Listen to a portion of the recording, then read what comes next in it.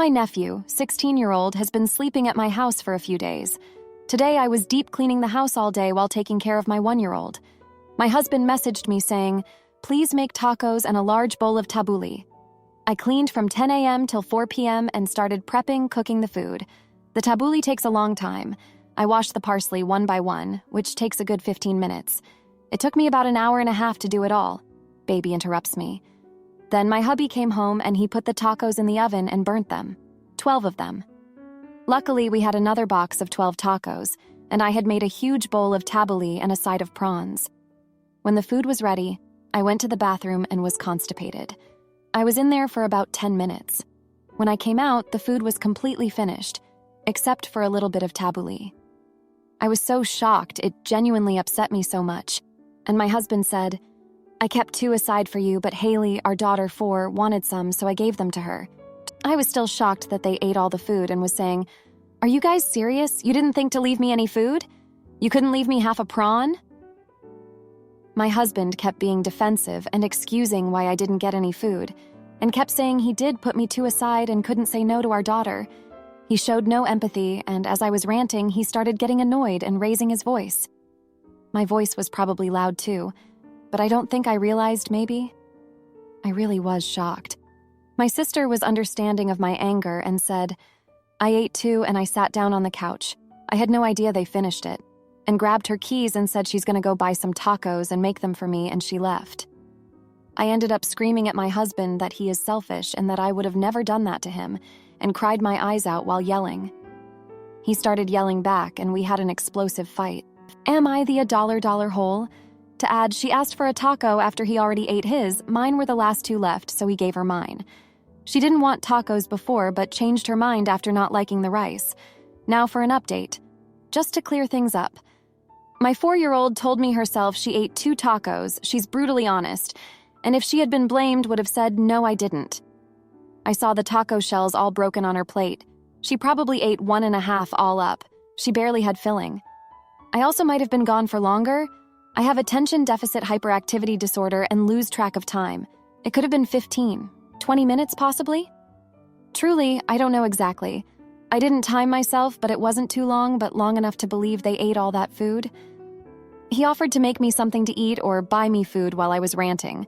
He only put 2 aside because I don't eat much at all. I'm on stimulant meds and do not have an appetite, and told him I only want 1 taco.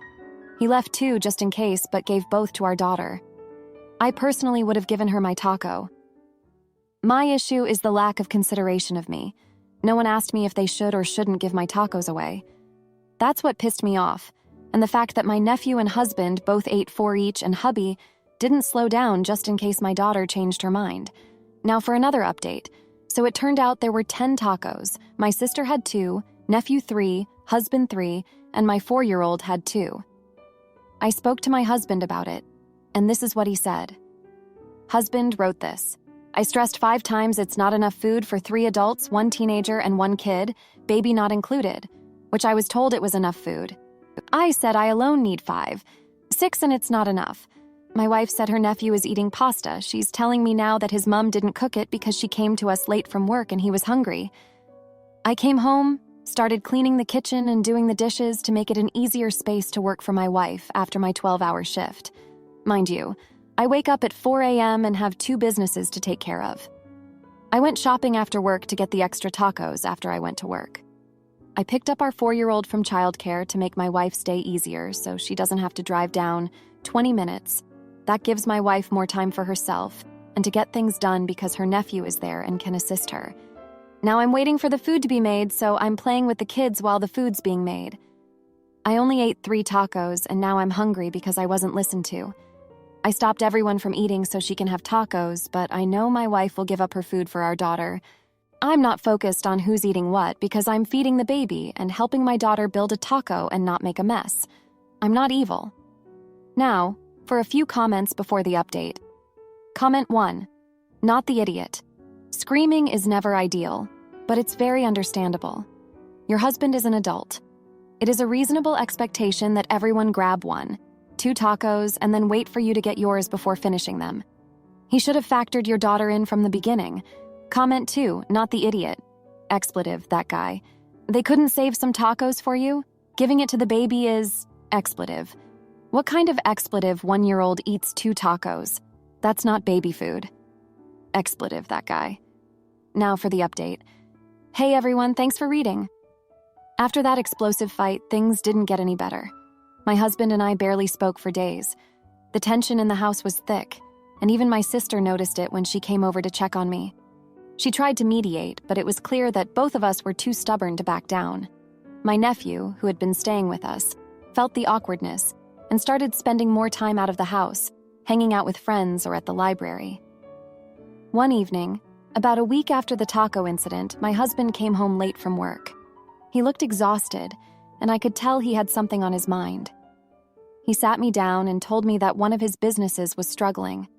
Apparently, he had been dealing with financial issues for months but hadn't told me because he didn't want to worry me.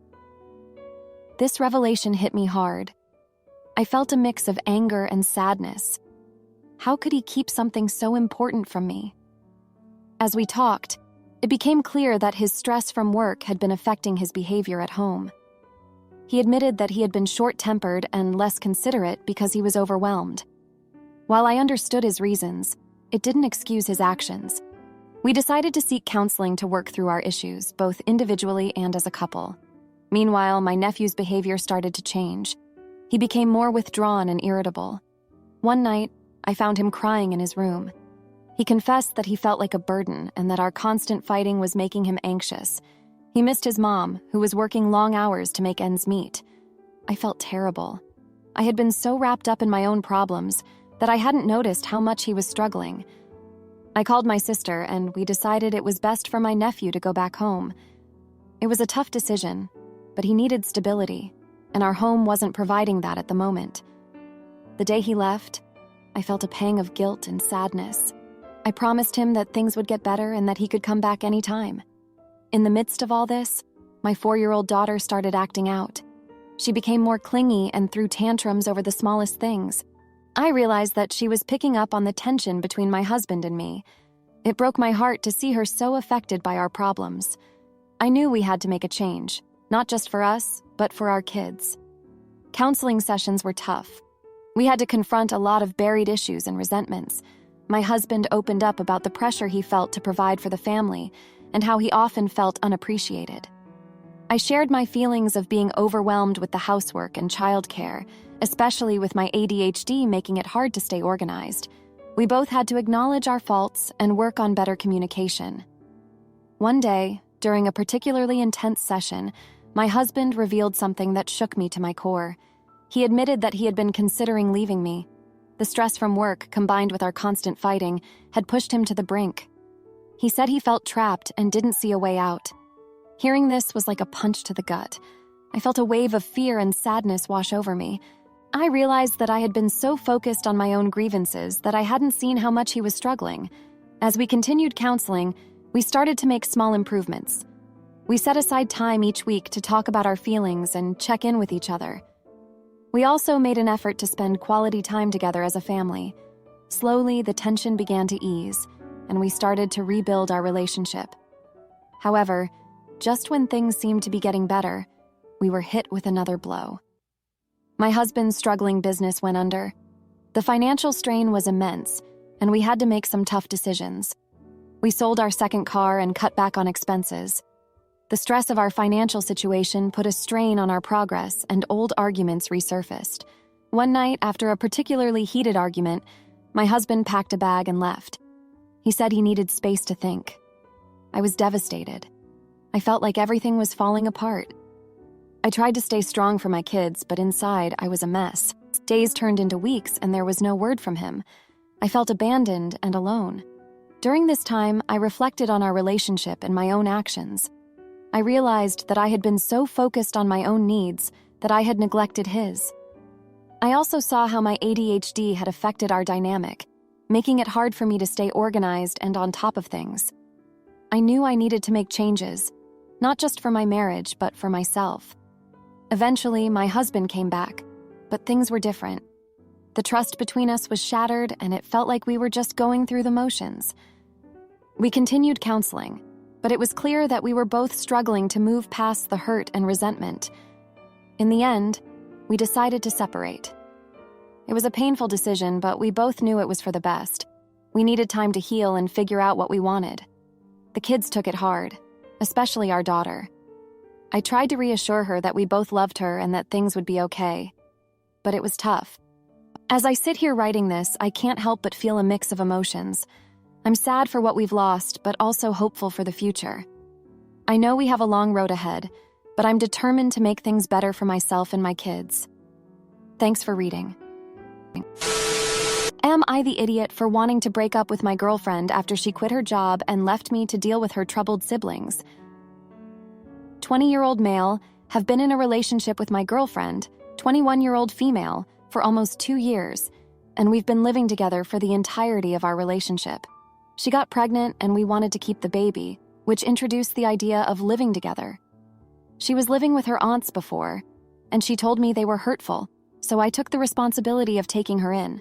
Her youngest brother also came with us since her aunt said she didn't want us to leave a responsibility to her. However, it all started to get screwed up when her sister, 23-year-old female, got pregnant too and cannot stay at her work anymore. In our country, baby unaliving is greatly looked down upon and is not a common practice, so she kept her baby as well. She needed a place to stay, and I was kind enough to offer her our place, to which she agreed. Our baby girl died due to premature labor. Her sister's baby lived. It was hard to get through those times, but we got back on our feet. She started working again but quit her job after 3 months due to issues with her employer. She hasn't gotten a job ever since. I've been having huge financial issues after that. Each check I receive monthly was just enough, if not lacking, for food around the house and for our bills and rent. I do not have the liberty of even purchasing a fast food item since it will quickly throw me out of budget. I told her this, and she told me that she'll eventually find a job since she's actively looking for one, so I didn't bug her about it. Now, 7 months in, she still doesn't have a job. I've talked to her multiple times, and she said that she's applying to all sorts of companies, but she doesn't get hired. I looked through her emails and found that she's looking for jobs online and applies for one every 2 weeks. I only saw her actually look for a job for the past 2 months. We've had many arguments about it, but it always ends with her saying they'll just leave the house since I was making them feel like they're a burden to me. I told her multiple times, too, that I just need her help financially, but she always disregards it and insists that I make them feel like a burden. Aside from this, her siblings have lots of issues. Her youngest gets in trouble a lot, and we've been called to various local government offices, which we were not used to since our family keeps our name clean. Her older sister, on the other hand, always gets angry whenever we scold their brother for it, slamming things around the house and constantly whispering disrespectful stuff. She has constantly spoiled their little brother, which is what I told them the reason why their brother's like that. Our last argument ended up with me getting super angry and stressed. I just got home from work that I had the urge to leave my house for the first time in my entire life. We've had an argument after I came home from an out-of-town activity, paid, of course, as I needed the money, and it ended up with me telling her that I'm done putting up with our situation, and I wanted to end it. I used that opportunity to distract myself and get actual rest, stressed from work and from her siblings, but she still fought me because she thought that I was taking it easy. When I told her I wanted to break up, she just said, "Okay," casually, and didn't talk to me for the rest of the day. She ended up leaving the next day that I greatly hoped was for the purpose of finding a job, but I learned that she just went out with her friend. This is the first time in my entire life that I felt so drained emotionally, mentally, and financially. I can't even take my parents out to eat anymore, since I just don't have that kind of money due to me paying bills and food around the house for us 5, including her sister's baby. I feel so much pity for myself since I can't even buy a single thing I want since it will put me out of budget. So, am I the jerk? Now for a few comments before the update. Comment 1, not the idiot. They should have thought about where they would end up before disrespecting you. First, their younger brother's actions are not your problem, and you don't have to take responsibility for them. Second, letting your girlfriend's older sister stay and help look after the kids is difficult to do, and it was insanely kind of you to do so. Additionally, you have been paying for bills, rent, and food while they are staying. Third, it is very difficult to find a proper job within this day and age, But it's also important that everyone in the house contributes since money is clearly tight. They will have to leave at some point, given the way they acted. It would be better to send them to a homeless shelter. Comment 2. Not the idiot. There's a reason they feel like a burden. That reason is because they are a burden. They are perfectly able to stop burdening you at any time, but why would they? They don't have to work and you pay for everything. It's time to kick them out and start living your life for yourself again. Now, for the update. Hey everyone, a lot has happened since my last post. 2 weeks ago, after our big argument, my girlfriend and I barely spoke. I was still feeling the weight of everything, and it seemed like she was too. One night, I came home from work to find her sitting on the couch, staring at her phone. She looked up at me and said she had something to tell me. She had finally gotten a job interview. I felt a mix of relief and skepticism, but I didn't say anything. I just nodded and told her I hoped it went well. The next day, she went to the interview. When she came back, she seemed more upbeat than I'd seen her in months. She said the interview went well and that they would let her know in a few days. I wanted to believe her, but part of me was still worried that it wouldn't work out. Meanwhile, her sister was still causing tension in the house. She continued to spoil their younger brother, and he kept getting into trouble. One evening, he came home with a black eye, and I had to take him to the clinic. It was another expense I couldn't afford, but what choice did I have? During this time, I started to notice something different about my girlfriend. She seemed more distant, not just from me, but from her siblings too. One night, after everyone else had gone to bed, she sat down next to me and started crying. She said she felt like a failure and that she was scared she wouldn't get the job. She admitted that she hadn't been trying as hard as she could to find work because she was afraid of rejection. It was the first time she had been so honest with me in a long time, and it brought up a lot of hidden feelings for both of us.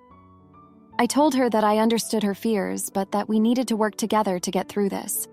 We talked for hours, and for the first time in months, it felt like we were on the same page. She promised to put more effort into finding a job, and I promised to be more patient and supportive. It was a small step, but it felt like progress. A few days later, she got a call from the company she interviewed with. They offered her the job. She was ecstatic, and I felt a huge weight lift off my shoulders. She started the following Monday, and things seemed to be looking up. However, her sister didn't take the news well. She started acting out even more, slamming doors and making snide comments. It was clear she was jealous and felt left out.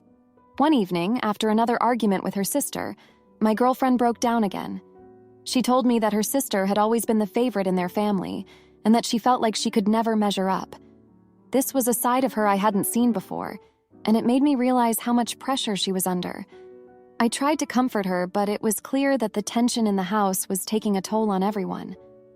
As my girlfriend settled into her new job, things started to improve financially. We were able to pay the bills on time, and I even had a little extra money to treat myself to a fast food meal. However, the emotional strain was still there. Her sister's behavior continued to be a problem, and it was causing more arguments between us. One night, after a particularly heated argument, I told her sister that she needed to start contributing to the household or find somewhere else to live. She stormed out of the house, and my girlfriend and I had another long talk. She told me more about their childhood and how their parents had always pitted them against each other. It made me understand why her sister was acting out, but it didn't make it any easier to deal with. We decided that we needed to set some boundaries and have a serious talk with her sister about her behavior. The next day, we sat down with her and explained that things needed to change. She was defensive at first, but eventually, she agreed to start looking for a job and to help out more around the house. In the midst of all this, I started to reflect on my own feelings. I realized that I had been holding on to a lot of resentment and anger, not just towards my girlfriend and her siblings, but also towards myself. I felt like I had failed to provide for my family and that I was stuck in a situation I couldn't control. It was a hard pill to swallow, but acknowledging it was the first step towards healing. As the days went by, things slowly started to improve.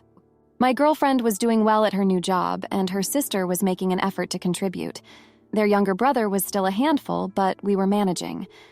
I started to feel a glimmer of hope that maybe, just maybe, we could get through this.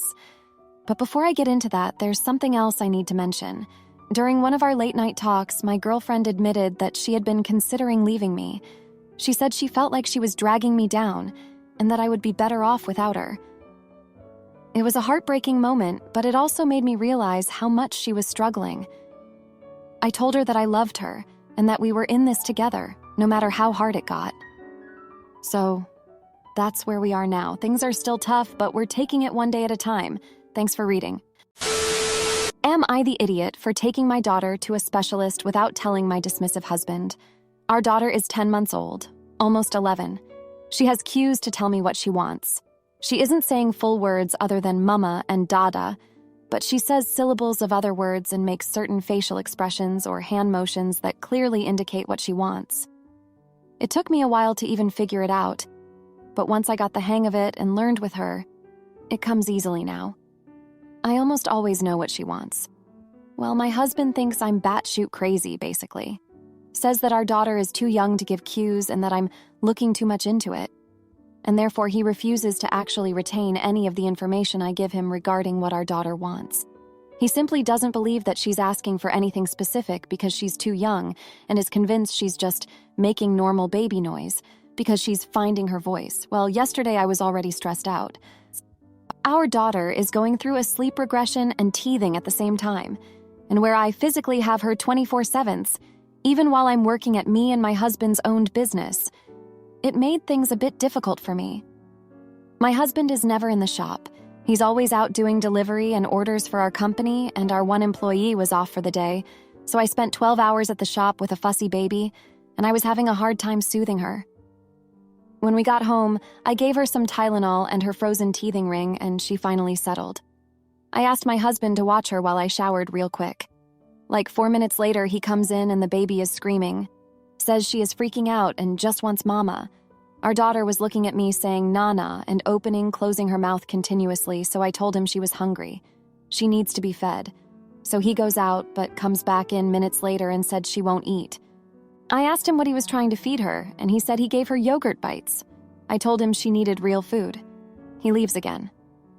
I get out of the shower and go to the living room, and she's screaming ba-ba in her high chair, and my husband just has his head in his hands. Tells me, I told you she wouldn't freaking eat, so much for you picking up on her cues, huh? So I said, she's saying ba-ba. I always give her water bottle with dinner. And hand her bottle. She immediately starts drinking it and then opens her mouth for a bite of food.